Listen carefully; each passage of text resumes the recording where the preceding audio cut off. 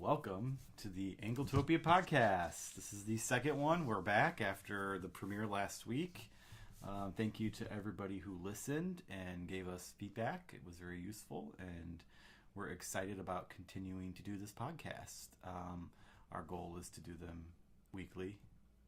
We'll get there. We'll get there. We'll have one next week, probably a Christmassy theme. And then we'll probably be off for the week of Christmas and then resume in the new year. Yeah, and then our goal is to kind of make it the blog in audio form for people who want to listen to it while they're driving to work or working out or just want to sit and relax with a cup of tea. And as we develop this further, we hope to have guests on. And absolutely. We hope to maybe have some...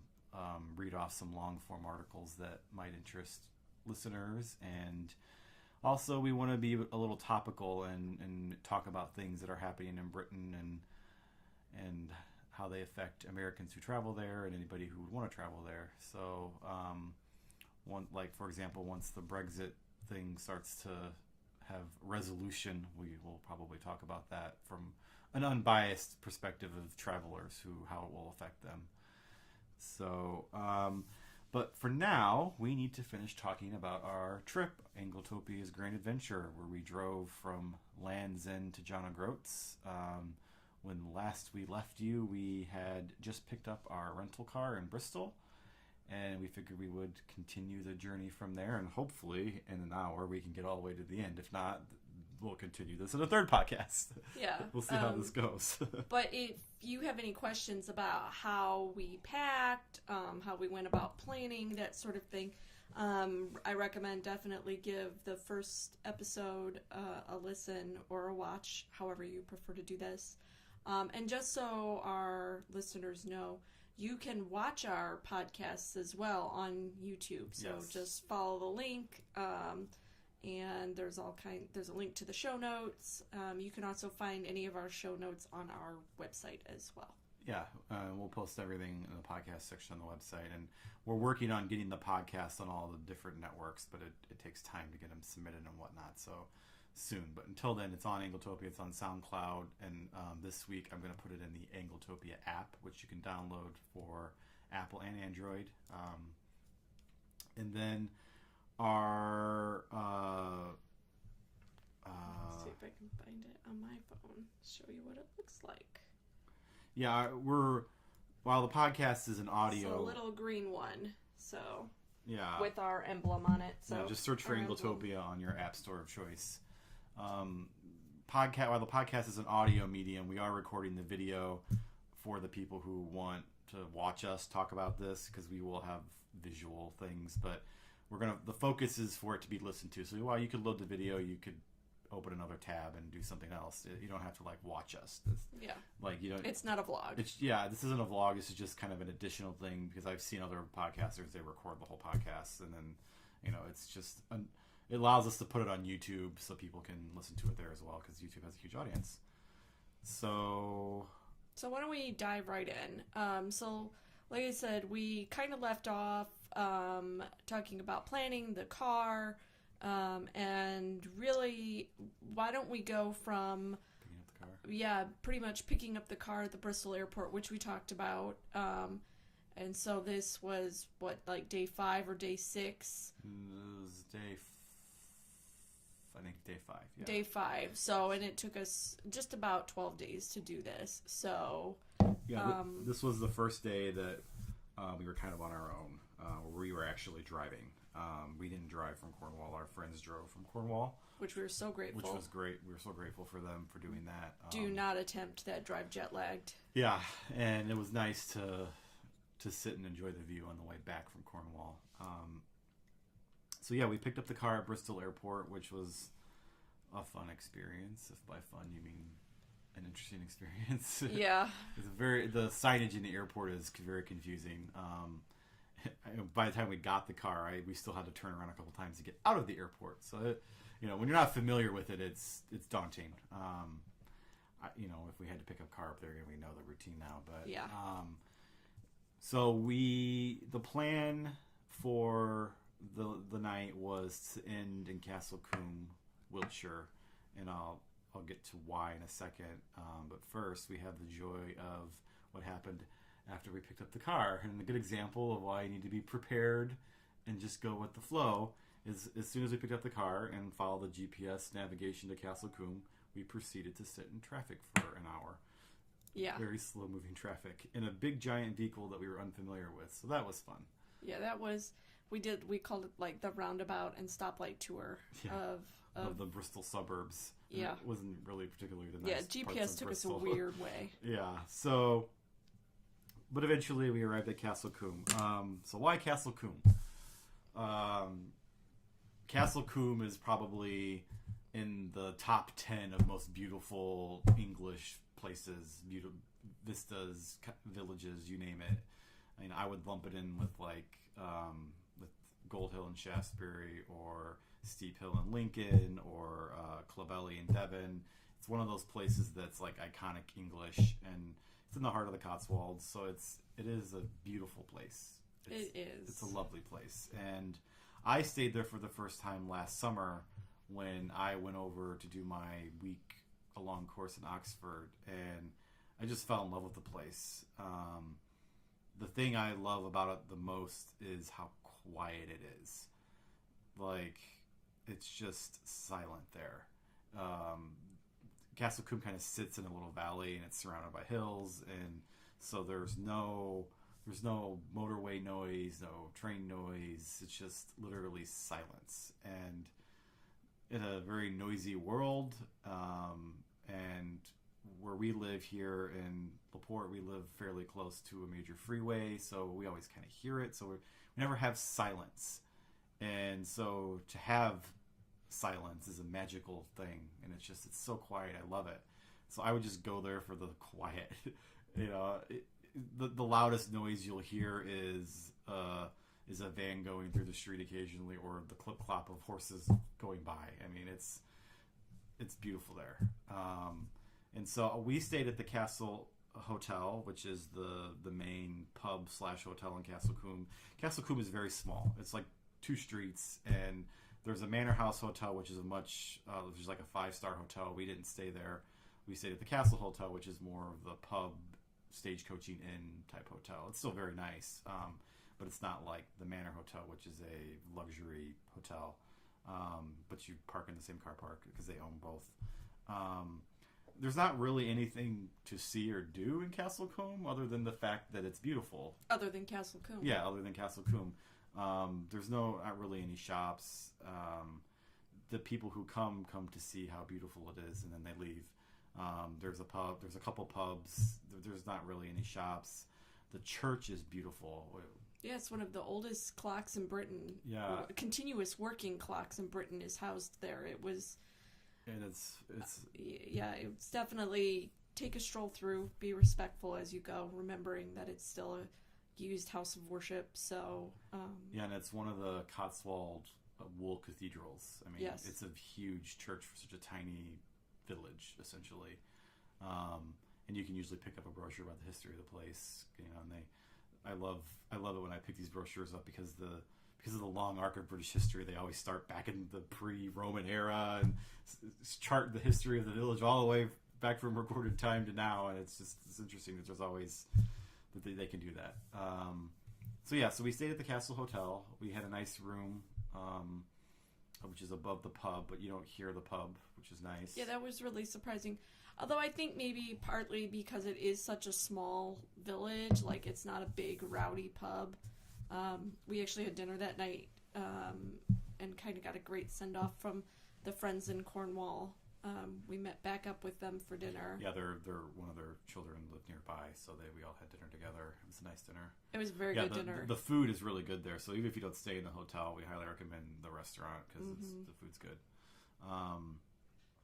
And then we were exhausted. I mean, we'd gone from Cornwall to Castle Combe and probably spent 5 or 6 hours in the car, so we were done.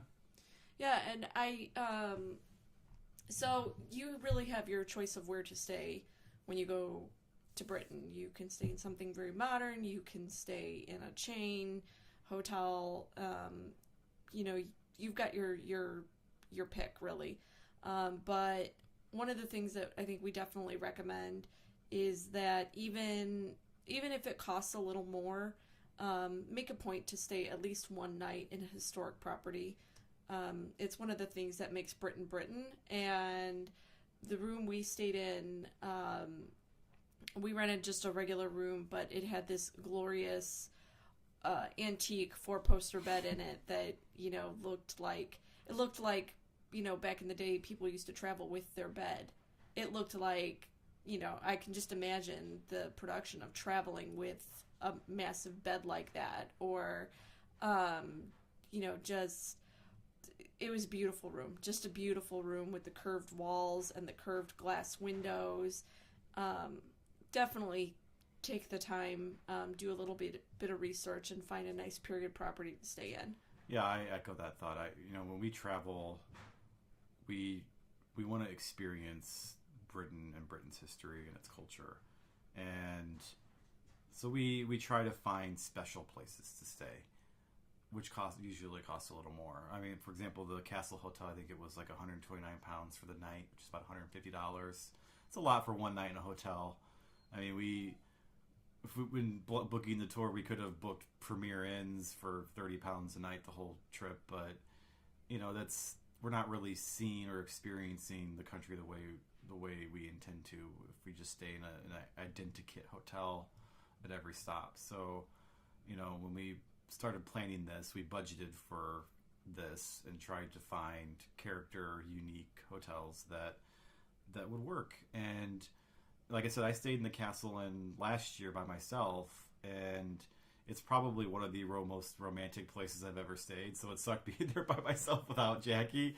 So when we were planning this trip, I was like, we have to go to Castle Coombe, and we have to stay there together because it's so romantic, and the hotel is very characterful, and Castle Coombe is simply beautiful. So, and the internet's really good. Yeah, internet was blazing fast. For the first time at that point, we'd had broadband quality internet speeds. Yeah, I will say that for as beautiful as Cornwall was, we really struggled with internet connectivity in Cornwall because it's so remote, which if you are holidaying in Cornwall, That's should great. Be like down at the beach and enjoying the beauty of Cornwall. But while you're trying to still run a business, it gets a little tricky. Yeah, like we had planned to vlog our way through the drive and upload the videos every day. And while I was able to shoot the videos and get them edited, I couldn't upload them. So, like, by the time we got to Castle Coombe, we had like 3 videos in the can that we had to upload, but we had blazing fast internet to do so. And if you'd like to watch the vlogs, just go to our YouTube channel, search for Anglotopia on YouTube, and all the vlogs are there. They'll be there forever.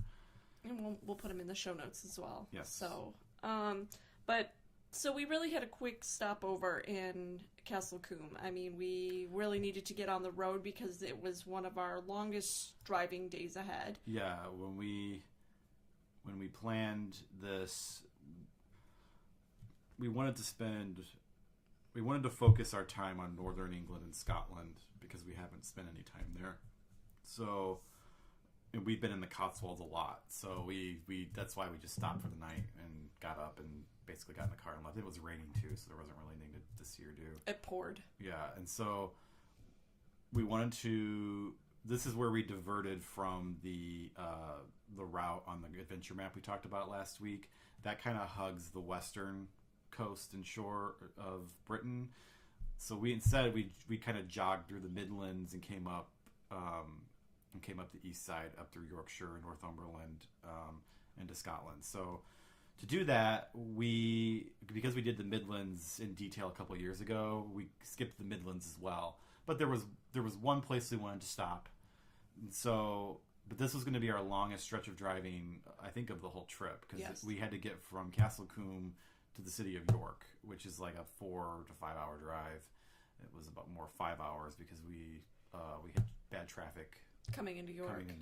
But we were also coming into York at the end of the business day, so something to keep in mind that you want to. I think that's something that we would pay attention to again. We would either want to come in early or late, because that happened to us several times through the drive where we just, like in Bristol, we got caught up in traffic with the evening commute, and I think that's something we'd be mindful of going forward. Yeah, and so we wanted to make a stop. So we decided to, we love National Trust properties and we love historical homes. And there was one kind of right in the middle, which is Hardwick Hall. Hardwick Hall, for those unfamiliar with it, is an Elizabethan era stately home. It was the home to a formidable woman named Bess of Hardwick, who she gained so much power it rivaled Queen Elizabeth and the monarchs at the time, and she even, her children even married into the royal family.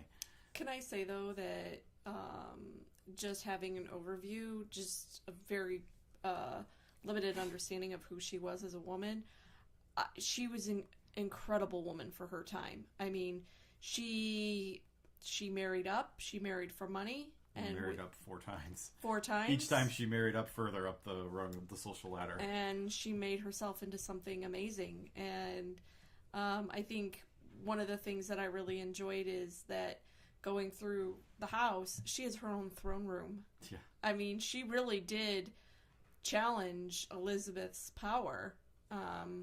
When you... It's really something. The house is famous for its windows because the line is that the house is more glass than brick. Which is amazing to see. It's amazing. It's not unusual now, but it was very unusual in Elizabethan times because glass was very expensive. It was highly taxed, and it wasn't a structural material like it is now. So,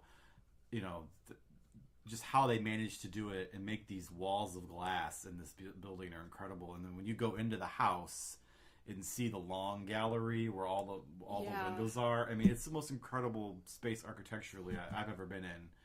And it's a National Trust properties. There's a cafe on site, bookshop, gift shop. When we were there, it was pouring down rain. Cold. And it was cold. And pouring rain. It was foggy. And we were grateful that we had the Land Rover because we had to park in a muddy field. Which was fine. I mean...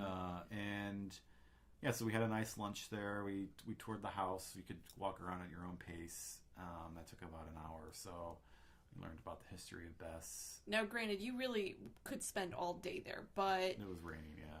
We did a very quick but tried to be thorough tour of the house because we knew we still had a lot of road to cover. So you could easily go and spend a whole afternoon. Yeah, and there's actually another stately home. Oh, not really a stately home. There's a ruin there, which is Old Hardwick Hall, which Bess tore down and had ruined as a garden ornament for the new Hardwick Hall. Yeah, this is how wealthy she was. This is how much of a boss Bess was. She was like, that house is old-fashioned. Let's tear it down, and it's my new garden ornament, and I'm gonna now do this amazing, beautiful glass and stone house. Just quite a woman. Quite a woman for her time, and even in today's time, quite a woman. So we're going to have an article in the magazine, maybe in the next issue in March, about her. Yeah. I have it mostly written, but she's an interesting woman, and the house is an interesting place. We highly recommend stopping. For sure. If you're in the Midlands. It was a good stop off for us, so we saw it, and we went on our way. And continue to drive up to York. I should add, before we got to Hardwick Hall, we made a stop at a British rest area. Oh, yeah. And... Can we just talk about how much we love British rest stops, which sounds like the most bizarre thing to say. Yeah, okay. To give you some context, American rest areas are usually terrible. Yeah, it's usually like a cinder block, really small house that's either not heated or minimally heated so the pipes don't freeze. Basically a shed in the middle of a field. It's toilets and nothing more. Yeah. And if you're lucky, there'll be a vending machine where maybe you can get like a stale candy bar. Yeah, if you drive from here to Indianapolis, our state capital, there's a couple, and they're terrifying places. And then there's truck stops, but then truck stops are places for truckers. And there's nothing wrong with truckers, but the truck stops are usually... We love truckers. The areas where they are usually not the nicest, and they're very transient, and they're not really places people like to stop if they don't have to. Well, usually you get gas there, and I mean, really, a rest stop in Britain. It's like a mall. Or like an airport terminal. I think that's a great way to describe it. It's very, the ones that we've been to, and granted, not everyone in Britain is like the nicest, but the one we stopped at had a Starbucks, had 2 Starbucks in it actually. It had 2 grocery stores, very clean and nice bathrooms, plenty of food options. But I think that's also one of the things that we really like about British culture, and it's one of the things that we've observed is, in our experience when we travel, the British will pull over at a rest stop and they will sit and have a coffee. And just sit and have a cup of coffee and then get back on the road. Unless they're in a hurry. Well, yeah, I mean, not to overgeneralize it, but, we're here, we kind of pull off the highway and go to a drive-through, and that's how that works. But so maybe that's kind of why they're nicer, is because people spend more time in them. I don't know. Yeah, and we bought umbrellas because we forgot to pack our travel umbrellas, so we had to buy umbrellas overpriced. That's another thing, is while the rest stops are very nice, the prices are to match. It's convenience. Everything's overpriced in a British highway rest area, so you're going to pay a premium for convenience. And that brings me to petrol, which was one tip that our friends gave us from Cornwall, is you never buy petrol at a roadway service station or motorway service station. It's highly overpriced compared. It is here as well. Compared to what you can get if you just get off the road somewhere else, and since most cars have a GPS, they'll take you to a cheaper gas station. So, only stop at a services if you need to. It's going to be overpriced, but they're nice, clean bathrooms. But don't buy petrol there. You can get a nice cup of tea. Something to eat, biscuits. So after that, and after Hardwick Hall, we drove up to York, and like we said earlier, we hit some bad traffic as we were going past Sheffield and Doncaster and all the major cities in Yorkshire. But we got there eventually. Got there kind of as it was getting dark. Yes, and it was still raining pretty steadily, so we kind of just tucked into the hotel for the night. We stayed at the Grand Hotel in York, right across from the train station, and right within the city wall, which was very cool. And I'll admit it, I'm a bit of a snob when it comes to hotels. I am very choosy. I want a good, comfortable night's sleep. And the Grand did not disappoint. It's a very high-end hotel, but we got a really good deal. Yeah, I would say the hotel is high-end, but the prices weren't high. I mean, we paid less to stay there than we did in Castle Combe. Yeah, and there's a spa, there's a pool, a luxury center. A couple on-site restaurants. They were able to valet our car, so we didn't have to worry about parking it in York. Very stylish. If you are heading to York even for a night, I definitely recommend to stay. The hotel was housed in the old railway offices building, and so you can see a lot of that architecture. They really stuck true to that, and that was an amazing experience. Yeah, the building architecturally was incredible. I would stay there just to admire the building, and the room, for example.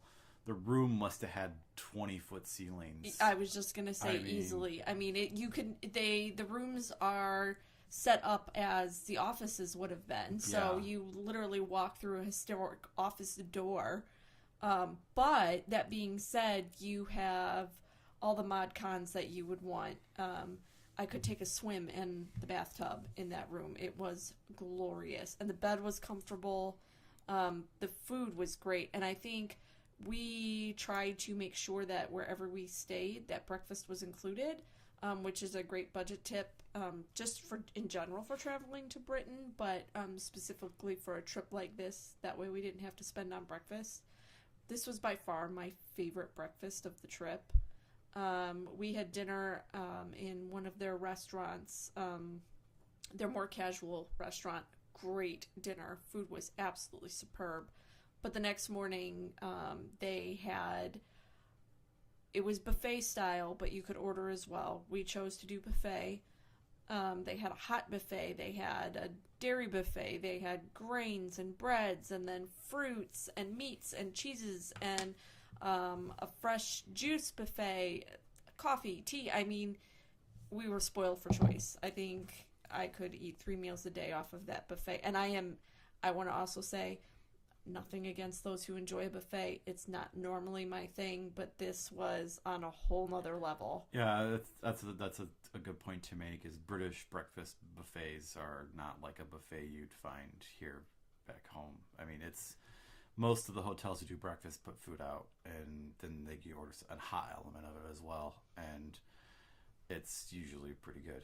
It was delicious. And it's a great way to save money because it's included in your bill, and then you don't have to buy breakfast, and you don't have to take time for breakfast other than before you leave the hotel. Well, and I think that, knowing that this trip was going to be pricey, and just in general, I think we have a kind of an ethos that we have a good hearty breakfast that we try and make sure is included in our stay wherever we are.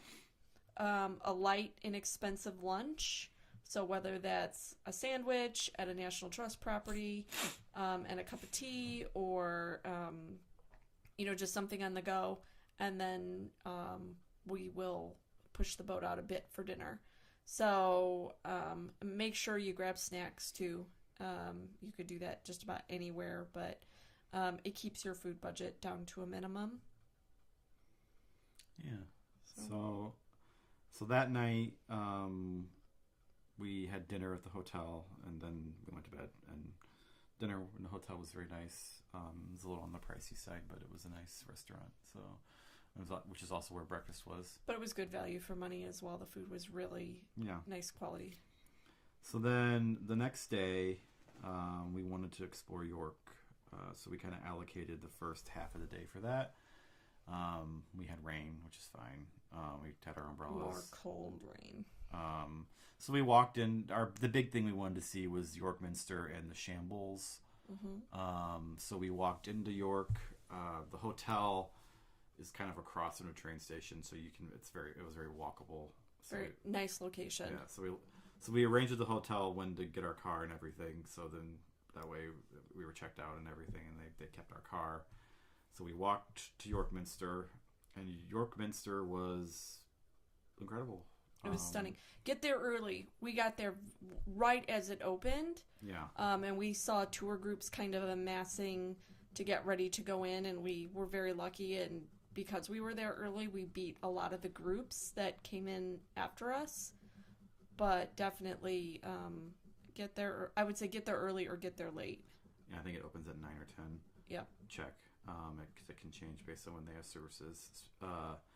There was scaffolding inside, which whenever I see scaffolding, I'm dismayed, even though the buildings need care and attention and renovation. But the views inside weren't spectacular because of the scaffolding, because they're literally, I read up on it later, they're refurbishing the organ, so they have to completely take it apart, refurbish it, and put it back. So it's actually going to take them a couple years. So if you want unobstructed views of York Minster, buy the guidebook or don't go until they're done. Mm-hmm. They were also preparing for a service. The cathedral is the official cathedral of the RAF, the Royal Air Force, and it's the centenary year. So they were preparing for a special centenary service. So that was interesting. Was there singing there, or was that at Durham? I think that was Durham. Oh, that was okay. Well, that was the next day. That's the next day. Well, I haven't gotten there yet. So we explored the cathedral. My memories are jumbled between the two cathedrals, so I don't know. I can't separate the two. There was that beautiful round gallery with all the faces. I'm sure it's got a name, and I'm doing it a disservice. Oh, the chapter house? Yeah. The chapter house. That was incredible. At the York Minster. I mean, all the places we've been in England, all the cathedrals we've seen, I've never seen anything as beautiful as that. Yeah, it was quite an ornate chapter house. York Minster is a great example because we talked. We haven't done Fountains Abbey yet.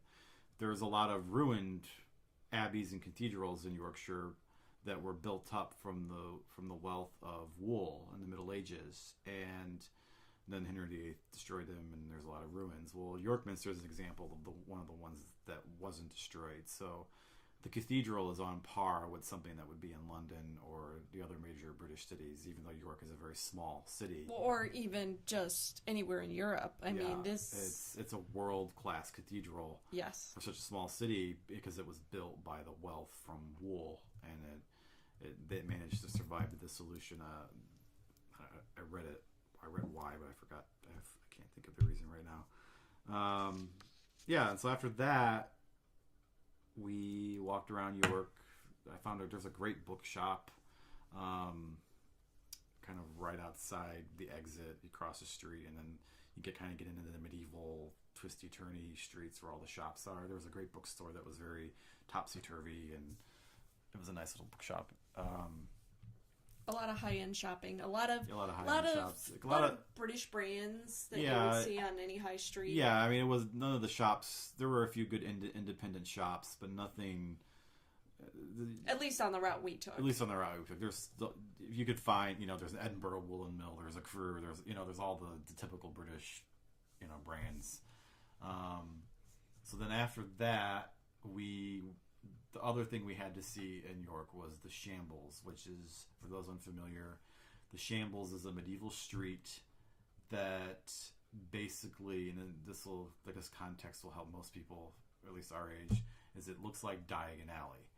And it was kind of the inspiration for Diagon Alley in Harry Potter. Well, isn't it in the Doomsday Book, the Shambles? Like, it's that old? Yeah, I mean, it's old. It was an old market street, and now, it's almost like an alley. There's the building eaves hang over the middle of the street, the middle of the street where they almost touch sometimes, and it's very medieval, and it's really picturesque. It's almost whimsical. It's whimsical. It's I was saying earlier, like Castle Combe, it's one of the most famous street scenes in Britain. So that was one of the things we had to do while we were there. If you want to see what it looks like, watch the vlogger. We did do a live video too. We did a live video. But I don't know where that is. So it's on Facebook. It's on Facebook. So I apologize. You'll have to scroll back down through the feed, or I think there's a spot where you can look at. Yeah, live we'll videos. find it and put it in the show notes. So we went and did that, and one of the things about that is because it's so Harry Potter inspired, or it's not, it's the other way around, but if you're a Harry Potter fan, just about all the shops are Harry Potter themed. That's the thing that bothered us, is that it became kind of a tourist. It's very not trap. I hate to use the word Disney-fied. Yeah, but it's a beautiful street mobbed with tourists. So what do the shops sell? Well, they sell the things that people would expect to buy there, which is Harry Potter merchandise, and like every shop though. Yeah, just about witchcraft and wizardry stuff.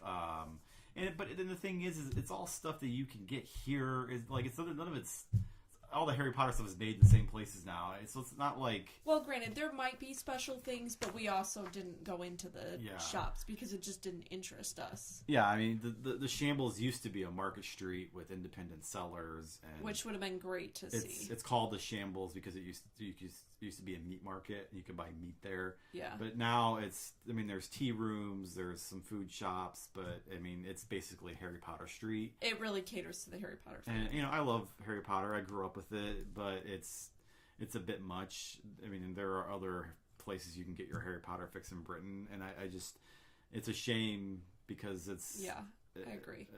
It would be neat to see a bookseller that's been there for 300 years or something like that. I mean, but don't let us dissuade you from going. Go see the architecture. Yeah, you should go see it and just ignore the tourist hat because Again, I think it's one of those where you should go early or late. We were there about 11 o'clock, and it was starting to really. Yeah, it was really crowded, and because all the tour buses will empty out and visit it, and you've got people trying to take selfies in the middle of the street, and which is great, but at the same time, it just kind of makes a bit of a mess as people are trying to get down the street, and John wasn't kidding when he said really it's about the size of an alleyway. So imagine everybody wanting to get down this little narrow alleyway. It could be a little crazy. Yeah, so we did that. And then we kind of hit the road because we ate lunch. We did. We're slightly ashamed to admit that we ate lunch at Five Guys. There's a Five Guys in York, and that's where we had lunch. So. Yeah, I mean... It's because it's familiar and it was easy. You know, we've done Five Guys before in England, and one of the things that amazes us is, you know, when we eat quote unquote American food in Britain, it tastes slightly different, but not bad, just different. But one of the things that has amazed us about Five Guys in England is it tastes like home. So you know, that's another tip too. Don't be afraid to if you're craving home. Yeah, you can find American food in England. So we did that. And then we were going to try the Jorvik Viking Center because York has a huge Viking history. That's why it's called York. It used to be called Jorvik. But the line was too long, so we didn't go. Well, and can we say too that while there's real history in there, and we really did want to see it. Yeah, I wanted to see the long ship they have. They had people kind of dressed in costume as Vikings out front, which kind of makes me leery about what kind of experience we would have. Like, is it going to be more touristy rather than authentic-y? Or like, I thought it would be more like a museum, but it looks like it's an immersive experience, which for some, which is that's fine, but great. that's not the kind of experiences we like to have. No, it makes me kind of think of, you know, the Dungeons of London. Yeah, the London Dungeons, the tourist traps in London. But I mean, next time we go to York, we should definitely check it out and make sure. I mean, we didn't go inside, so we can't. Well, the line was so long. Yeah, the line was too long, so we can't say that it's like that, and so it appeared from the outside. We don't want to do a disservice to that. Yeah. So, and then one of the things I wanted to do while we were in York is I really wanted to visit. What? Sorry, John keeps scribbling on his paper, and I'm afraid our microphone's gonna pick that up. So. Okay, so I wanted to visit the National Railway Museum, which is conveniently across the city wall from our hotel, because the hotel used to be the railway's headquarters. But by the time we'd eaten lunch, it was like 1 o'clock or 2 o'clock. Yeah, and we still had an hour or two in the car ahead of us, so we decided to hit the road. So we have several excuses to come back to York. Definitely, and we'll definitely stay at the Grand again. You can't do York in a day. I mean, you can if you're on a guided tour and you hit the highlights. But I think we'd like to spend a couple nights in York. Absolutely, and get a feel for the place. Do the river cruise. Try some of the other restaurants. See the National Railway Museum, which is supposed to be awesome. That's where the Flying Scotsman is based when it's not on the rails.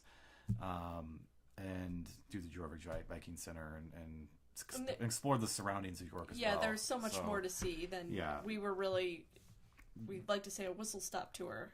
So. Yeah, and that's the trade-off of doing this drive is you only get a taste of all these places. You don't really get to inhabit them. But, I mean, we'll talk about this in our final thoughts at the end, but it gave us a lot of ideas for places we need to go on future trips, because we tend to stick with the familiar and stick to places that we've been to already that we really like, but Britain is so big and so varied. There's so many more wonderful places to see that we really need to widen our horizons, and this trip gave us a chance to give us a taste and become familiar with those places so we can go back. So our next spot, we got on the road. Yeah, and we went to Durham, but we stopped somewhere. We did.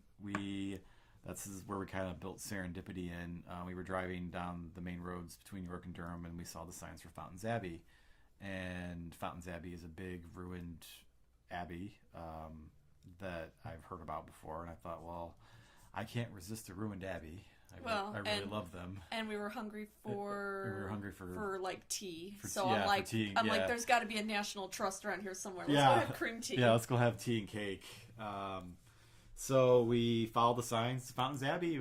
We didn't use the GPS, followed the signs, and found Fountains Abbey, and it was one of the coolest places we've ever been. It's stunning. Absolutely stunning. You know, it's, again, one of those rich wool abbeys that was built from the wealth of the wool.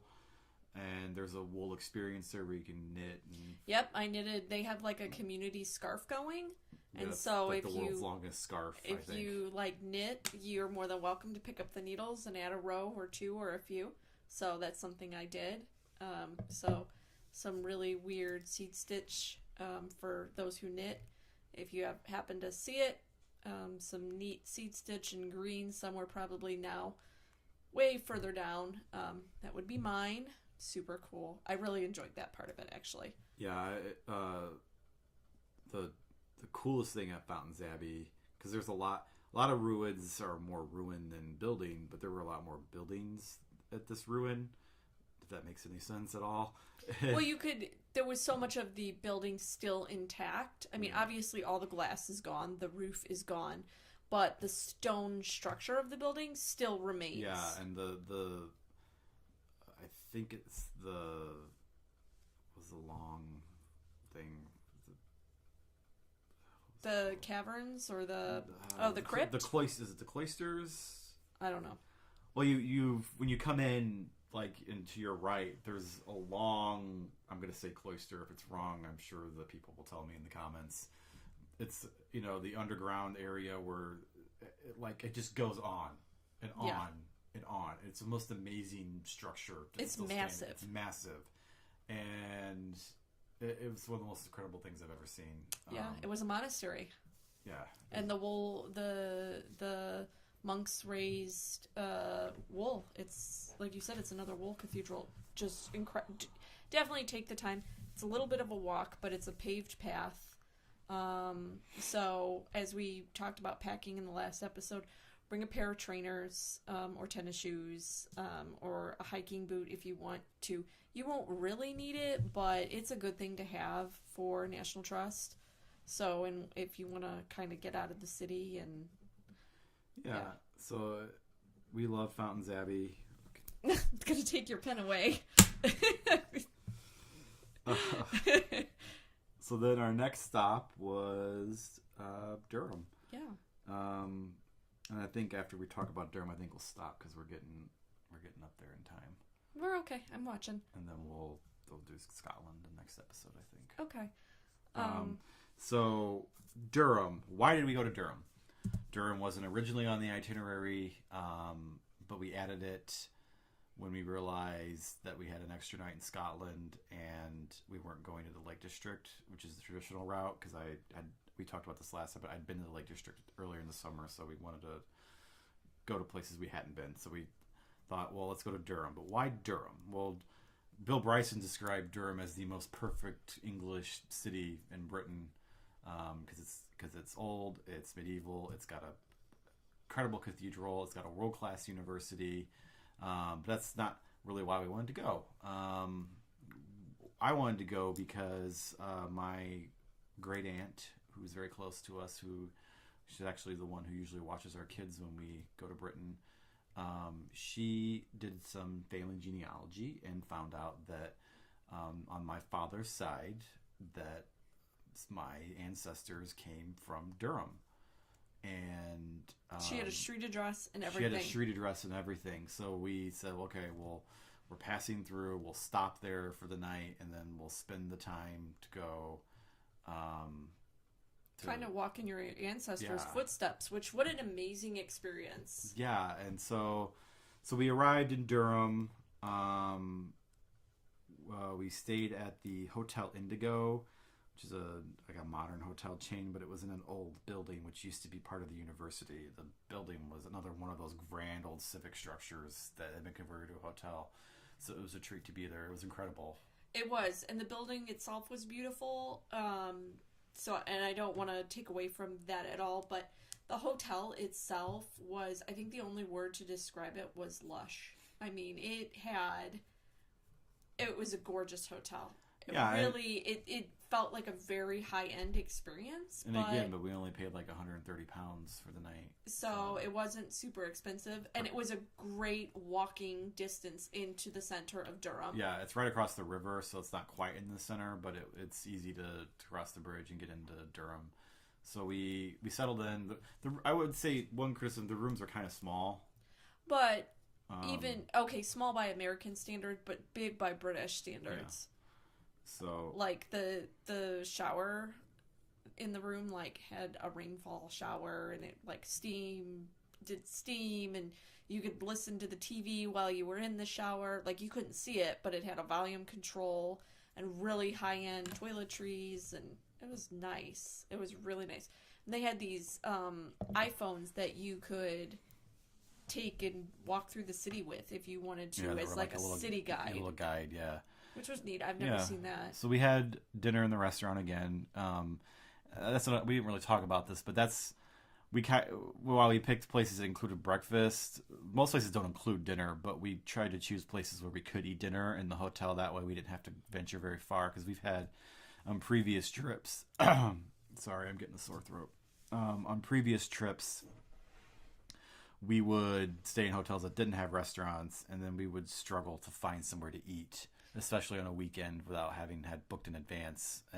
Or if we were coming in late or early, we would not have dinner. We've just learned when you're on the road to book in. The nature of this trip, we're let's find hotels that have restaurants so we eat there rather than having to find somewhere to eat. So, because you have to stay fueled. So we ate the restaurant in the hotel. It was an amazing restaurant. Delicious. The restaurant's in an old rotunda, and then was it Marco Pierre White? I believe so. Yes. It was one of the chefs that won Master Chef in Britain, I think, and if I got the name wrong, I'm sorry. We'll put the correct one in the notes. But the food was amazing. The service was great. So good. The atmosphere was wonderful, and the stained glass of the old university. It was an old university assembly room. Yes, I think so. And it was incredible. And then before that, we had pre-dinner drinks in the bar because our table wasn't quite ready, which is common. And the bar was in another round rotunda room. Yeah. And can I just say that I know that through this podcast I sound very high maintenance, and I'm really not that much of a high maintenance person. But narrator, she is. No. I have a real respect for any kind of eating or drinking establishment that gives you the correct glass. If I order a glass of red wine, I want it in a red wine glass. I don't want it in just a standard wine glass. It's meant for a certain reason. So excellent barware.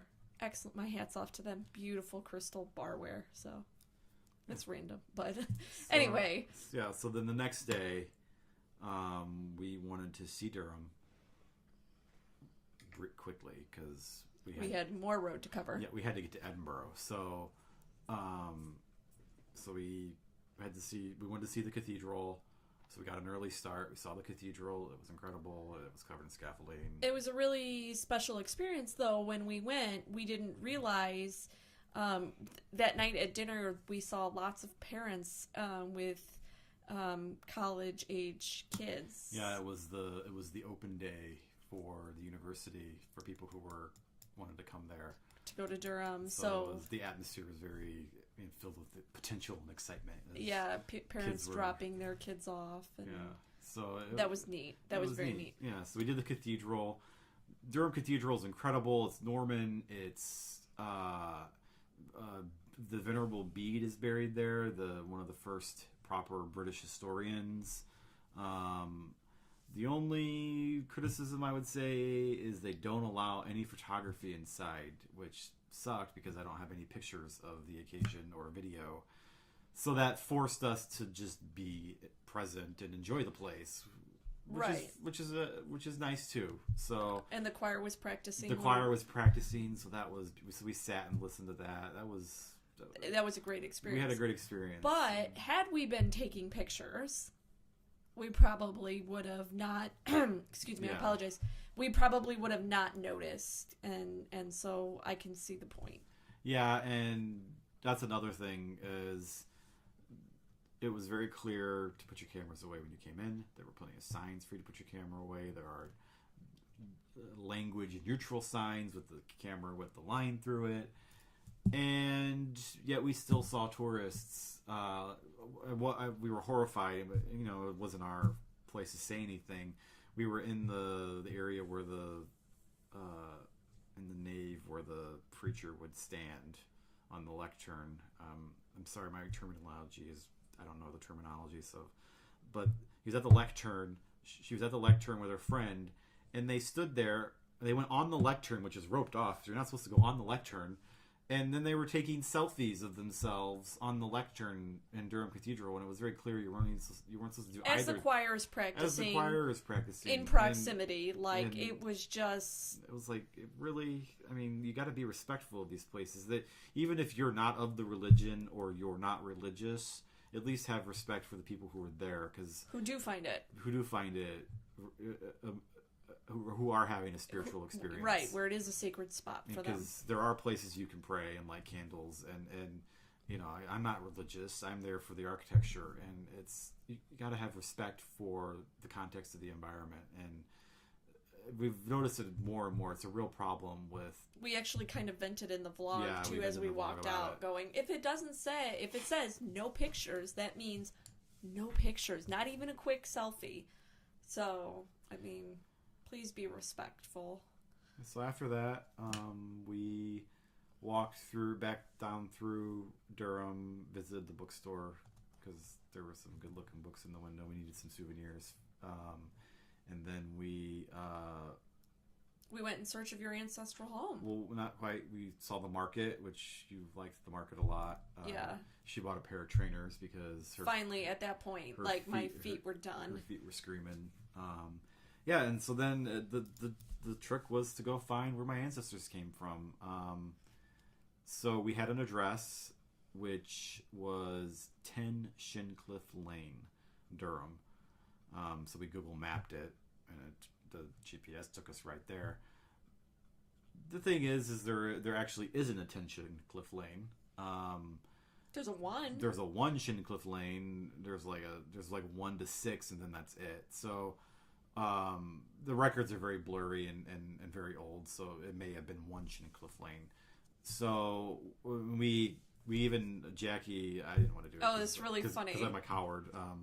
We drove around and then we couldn't find it, and so we're sitting wanting to cross a big road, and we're sitting in a lane and. We're going oh, we're not going to find it. What are we going to do? And the postman drives by and stops to collect post or something. Do his rounds. And so I'm like, John, if anybody's going to know where this cottage is, it's going to be the postman. And John's going, no, don't get out of the car. And granted, it wasn't the safest place to get out of the car. But I literally got out of the car and like a just crazy lady, I'm waving the postman down, because if anybody's going to know.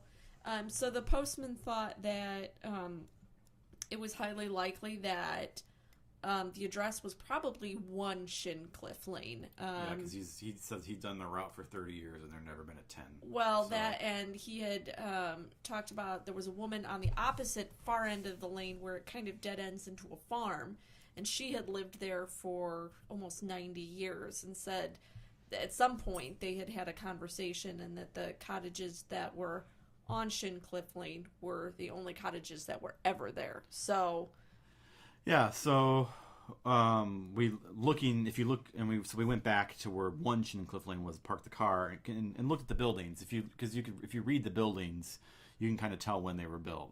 The 1 Shincliffe Lane was clearly a cottage that had been there since the medieval era, or at least Victorian era, and the other buildings were more modern. One was Edwardian. The other one was pre-war. So they were two new.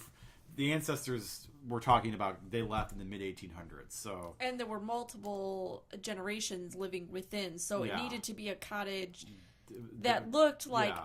I mean, you could be really kind of cramped in there tight, but still you can only fit as many people as you can fit. But it looked like you could accommodate multiple generations in this cottage. Yeah, so that's kind of, we kind of settled on that would have been the place. So we've had a moment, and I talk about it in the vlog in more detail, but I've searched for years to have a physical connection to Britain in some way, to explain partly why I'm so obsessed with the place. And so it was moving to finally have a physical place I could go there. That's where some of your ancestors came from. That's the connection you have.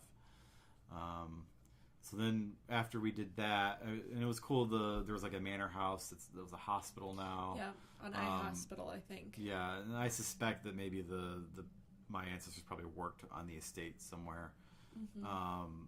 We actually went into the village of Shincliffe. Before we did, though, we noticed that you could see Durham Cathedral over the fields from a really pretty spot. It's a very beautiful spot. So we drove into Shincliffe village proper, and it's the most beautiful, picturesque English village. Gorgeous. It's now mostly residential areas, but you can see where the old pub was. You can see where the old post office was. They're all homes now. That's all been converted. It's all been converted, but it felt very much like a place I connect to, and a place I would be happy to live if I lived in England. It was beautiful. It was beautiful. It was very Middle England. It was lovely. We parked and had a nice stroll. Yeah, they had a nice common in the middle. We sat for a while and just kind of took in the scenery, and it was probably one of my most favorite things that we did on the trip, because I think that it was very clear that you felt a connection to the village and just kind of where your roots come from. I'd like to maybe go back and stay. Yeah, I think that would be amazing. So after we did that, we continued on our journey. We needed to get to Edinburgh by the evening, but we wanted to make a stop halfway along the way. So we wanted to go see Alnwick Castle and go to Barter Books. Because for those not familiar, Barter Books is one of the most famous bookstores in Britain. It's a secondhand bookstore, and it's where the Keep Calm and Carry On poster was rediscovered. The poster had been made during World War II, and it kind of had been forgotten. There were other posters that weren't, and so the Keep Calm and Carry On poster became a thing, and you found, 15 years ago it was everywhere, and it was oversaturated, but the original poster was found there, and that kind of put Barter Books on the map. And it's an old train station that had been turned into a bookstore, and it's one of the coolest bookstores I've ever been to. There's a restaurant on site. That's where we had lunch. The food was all right. Very small though. Yeah, it was very cramped. I don't know what my mood was. Maybe I was still pontificating on. It was also really hard to park there. Well, there was a festival going on in where was it? Alnwick. In Alnwick, and so we couldn't really go into central Alnwick, and we couldn't park. So we had to park several streets away from the bookstore. In the bookstore, while it was very nice, I found a couple things I wanted. I really wanted a copy of Cider with Rosie, because I'd never read it. I have since read it, and it's an amazing book. Highly recommend Cider with Rosie if you haven't. It's about a little boy growing up in Cotswolds between World War I and World War II, and it's considered one of the finest writings about the English countryside. A lot of English children read it in school during their schooling, and it's about a time that's long gone and it's lost, but it's a fantastic book. So I picked up my copy of that there, and I got a beautiful old map of Dorset. But that was really it, because the bookstore was actually really overwhelming. There's a lot of people there, and there's a lot of books. And in all honesty, the books are a little on the pricier side, I found. But at the same time, it's an independent bookseller, and we understand why. And I don't hold it against them for taking advantage of their positioning as a huge tourist attraction for the town. I think I need to go back on a day, maybe on a weekday when there's nobody there. I think so, because I think that it was almost like an oversaturation of noise and it was so draining that we wanted to go to Alnwick Castle, but it was already late in the day, and we're just like, we're gonna have to do it another time. We have to get to Edinburgh. And I think that even though we tried to keep, the idea was breakfast, see a site where you're at, get in the car, maybe see a site between your final destination, and get to where you go. I am really surprised at how tiring these days were. I mean, granted, we did a lot of walking when we were in a town or in a city, but we do a lot of walking anyway. There's just something about it that, I know that it might seem like we weren't very adventurous by eating at the hotel most nights, but it was just purely out of function. I mean, you get so tired. Yeah, when you're doing a drive like this and it's work, you want what the things that you do to facilitate that. So sometimes things have to fall off, like Annick Castle, which we'll go back and we'll go back and see it. I mean, we loved Yorkshire, we loved Northumberland, we love Northern England, so we want to go back because we kept seeing signs for places I've always wanted to go. Like, as we left Annick, we saw the castles for Bamborough Castle, and I was just like, I want to go to these places, but we had, time was short. We needed to get to Edinburgh to begin the Scotland part of the trip, and so we drove from Annick up the coast, the eastern coast, to Edinburgh, and it was one of the most beautiful drives we'd ever taken. Absolutely. The road hugs the coast for a lot of the way, and you can see the railway that follows a similar path. You see windswept castles along the way. You see the North Sea.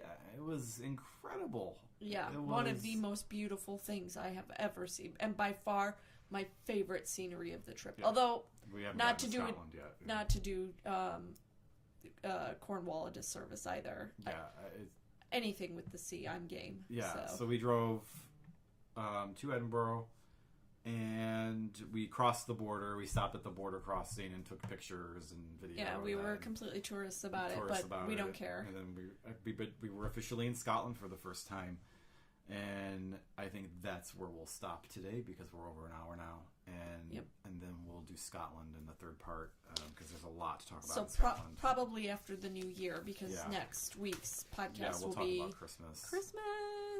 We'll talk about our British Christmas trip we took a few years ago. Yeah. So we'll stop there for Scotland. Thank you for listening.